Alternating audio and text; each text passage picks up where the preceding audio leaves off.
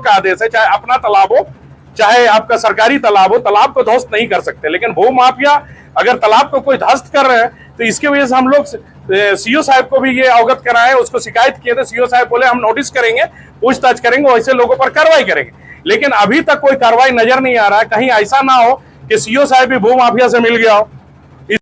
गोविंदपुर अंचल क्षेत्र में लगातार तालाब अतिक्रमण मामले पर सिंदरी विधायक एवं क्षेत्र संख्या 12 के जिला परिषद सदस्य ने इख्तियार किया कड़ा रुख। कहा नहीं हुई कार्रवाई तो समझेंगे अधिकारी है शामिल।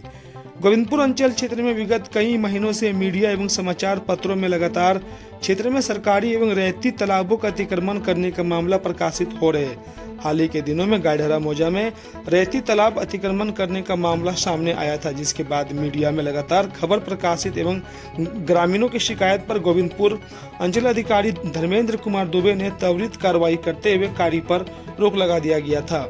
इसके बावजूद क्षेत्र के कई जगहों पर अभी भी तालाब अतिक्रमण का सिलसिला जारी है, जिसे लेकर बुधवार की दोपहर 1 बजे एक कार्यक्रम के दौरान सिंदरी विधायक चंद्रदेव महतो एवं क्षेत्र संख्या 12 के जिला परिषद सदस्य सोहराब अंसारी ने दोनों जनप्रतिनिधियों ने कड़ा रुख इख्तियार किया है। उन्होंने मीडिया के समक्ष स्पष्ट शब्दों में कहा कि यदि तालाब अतिक्रमण करने वालों के ऊपर कार्रवाई नहीं हुआ तो समझेंगे कि अंचल अधिकारी भी इस कार्य में शामिल है।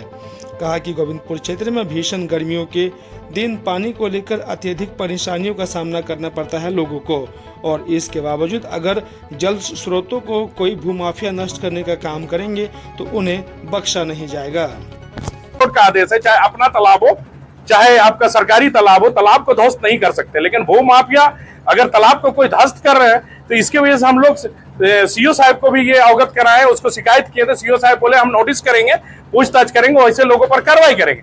लेकिन अभी तक कोई कार्रवाई नजर नहीं आ रहा है। कहीं ऐसा ना हो कि सीओ साहब भी भू माफिया से मिल गया हो।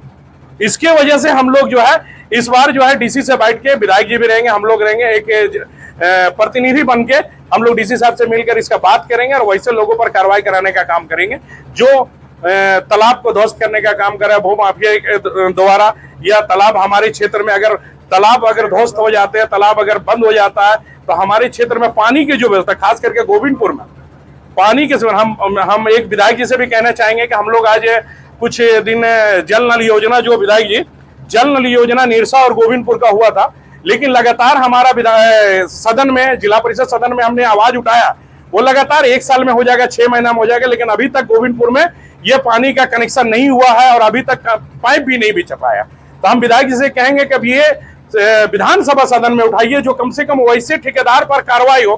पहले टहल कंपनी पर कार्रवाई हुआ, हम लोगों ने कार्रवाई कराया, अगला डीडीसी से मिलकर हम लोग उसको ब्लैक लिस्टेड करवाए। ब्लैक लिस्टेड करवाने के बाद जो है फिर कोई ठेकेदार, नया ठेकेदार लिया, लेकिन वो भी आज लिया हुआ 3 साल से 4 साल हो गए, लेकिन गोविंदपुर में अभी तक पानी का व्यवस्था नहीं हुआ।